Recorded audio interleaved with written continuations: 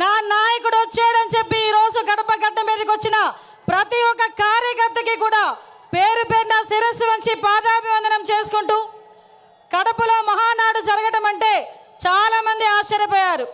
నేను చేసి చూపిస్తా, కడప అన్నది ఎవడప్ప సొత్తు కాదు, ఇది తెలుగుదేశం పార్టీ అడ్డా అని ఆల్రెడీ నిరూపించున్నారు. ఆ కడపలోని ఈ రోజు వరకు మనం మహానాడు జరపలే, ఇక్కడ జరుపుకుందామని చెప్పి గౌరవ ముఖ్యమంత్రి వర్యులు నారా చంద్రబాబు నాయుడు గారు, అదేవిధంగా మన జాతీయ ప్రధాన కార్యదర్శి మనందరి నాయకుడు లోకేష్ బాబు గారు కంకణం కట్టుకొని ఈరోజు ఈ కార్యక్రమానికి శ్రీకారం చుట్టారు. సాధారణంగా 5 ఎలక్షన్లు అయిన తర్వాత, ముఖ్యమంత్రి అయిన తర్వాత ఒక 5 సంవత్సరాల గురించి ఆలోచించి రాబోయే ఎలక్షన్ల గురించి ఆలోచించేవాడిని పొలిటికల్ లీడర్ అంటారు. అదే ఆంధ్రప్రదేశ్ రాష్ట్రం గురించి, భవిష్యత్తు గురించి 20 సంవత్సరాల తర్వాత ఏం జరగబోతుందో ఆలోచించే వాళ్ళని విజనరీ లీడర్ అంటారు. అదే విజనరీ లీడర్ మన ఎదురుగా కనిపిస్తున్న 6 అడుగుల మన చంద్రబాబు నాయుడు గారు మన తెలుగుదేశం పార్టీకి నిలువెత్తు రూపంగా ఈరోజు మనం భావించుకోవాలి. ఎందుకో చెప్తున్నా, 75 ఏళ్ళ వయసు, 40 ఏళ్ళ రాజకీయ చతురత, 40 ఏళ్ళ రాజకీయ అనుభవం, ఈ రెండు మేళవించుకొని సుమారుగా 2047కి 2047కి ఈ రాష్ట్రం ముందుండాలి. ప్రపంచంలోనే మొట్టమొదటి స్థానంలో ఆంధ్రప్రదేశ్ రాష్ట్రం ఉండాలి. మేము ఉన్నా లేకపోయినా మన బిడ్డల గురించి, మన భవిష్యత్తు తరాల గురించి ఆలోచించిన ఏకైక నాయకుడు ప్రపంచంలో ఎవరైనా ఉన్నారంటే మనం గర్వంగా కాలు రెగరేసుకొని చెప్పుకోవచ్చు, నా నాయకుడు ఉన్నాడు, చంద్రబాబు నాయుడు గారు ఉన్నారు అని.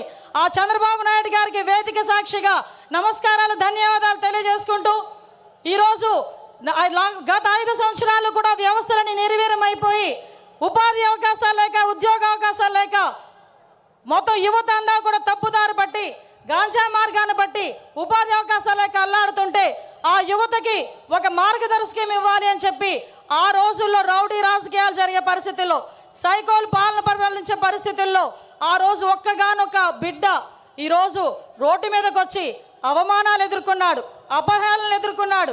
ఒక పక్క తల్లిని అవమానించారు, ఒక పక్క తండ్రిని జైలుకి పంపించారు.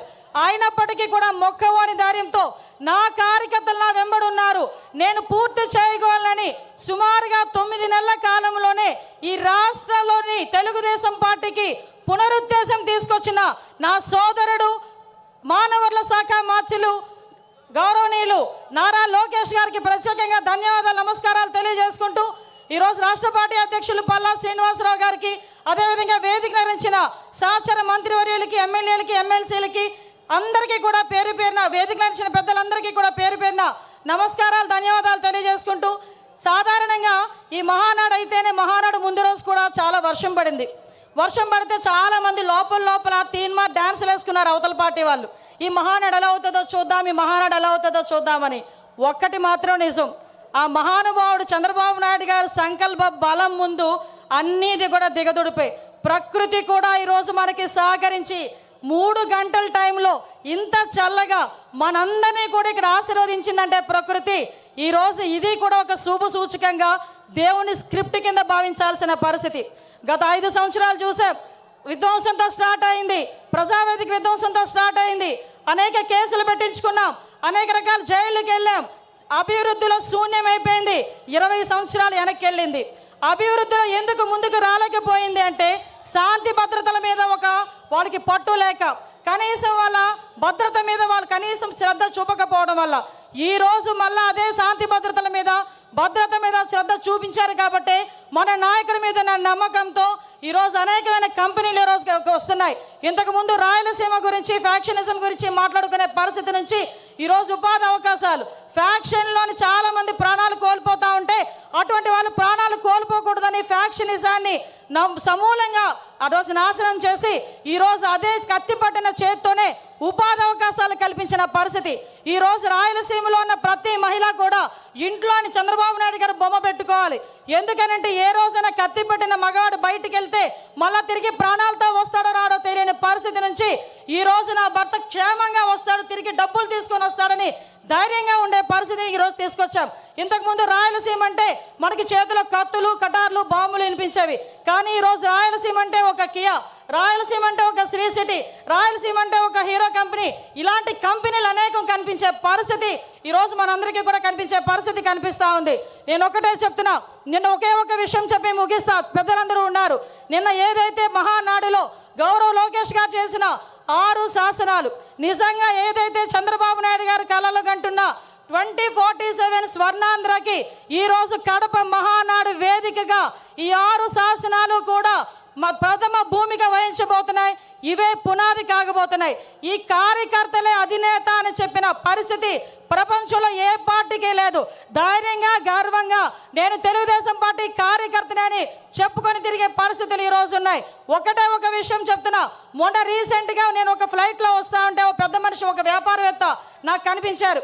ఏంటి సార్ ఎలా ఉంది సార్ అంటే, అమ్మ రక్షించారు మీరందరూ కూడా ఎన్డీఏ కూటమిని గెలిచి.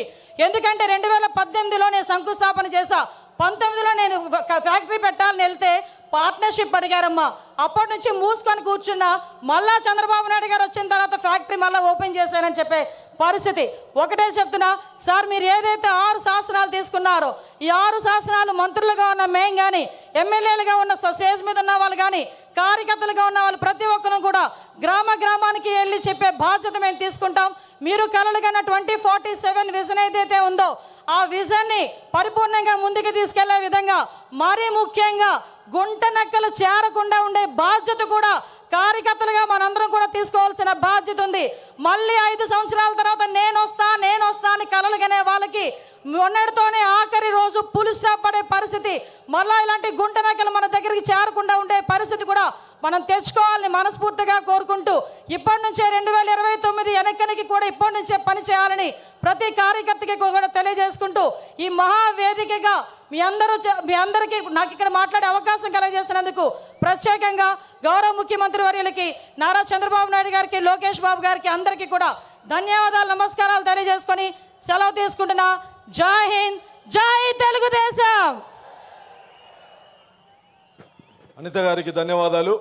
పోలీస్ అధికారులకు విజ్ఞప్తి, రోడ్డు మీద వచ్చేటువంటి తెలుగుదేశం పార్టీ కార్యకర్తల్ని అనుమతించాల్సిందిగా విజ్ఞప్తి చేస్తా ఉన్నాం. మీరు అక్కడి నుంచి